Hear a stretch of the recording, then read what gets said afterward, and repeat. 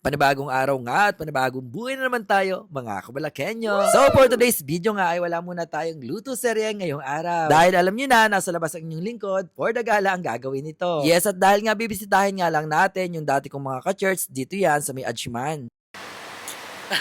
Simula nga nung lumipat nga kami mga kabalakenyo ay madalang na nga kami magkita ng mga kasister ko. Kaya nga napag-isipan ko na i-meet ulit sila. Syempre isang big shoutout nga din pala kay boss.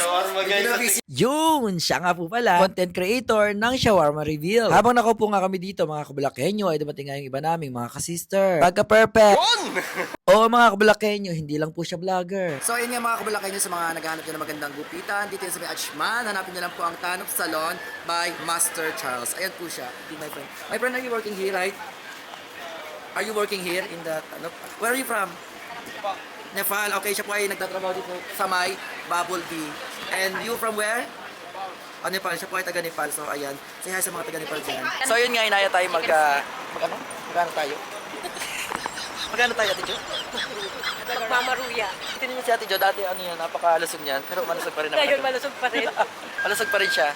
Malusog ng Ayan, palusog. mga dati namin silang ka-church. Dito tayo sa may Adjiman ngayon at maghahanap tayo ng isang masarap na, ano? Maghanap tayo? Merienda. Maruya daw. Yes. Maruya pala dito. Maruya.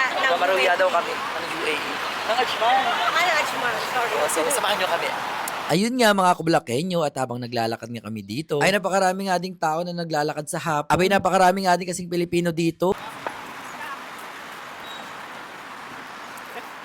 Pagkatapos nga namin bumili ng chai, dumaan nga kami dito sa Bait Panaderia. Dito pa rin yan sa may Adjiman. Dahil nagbebenta rin nga rin po sila ng mga Pilipino street food. Kaya nga yun, ang libre ang mga sisterette natin. At hanggang dito na nga lang tayo mga kabalakenyo. Maraming salamat sa inyong panonood. See you to my next vlog.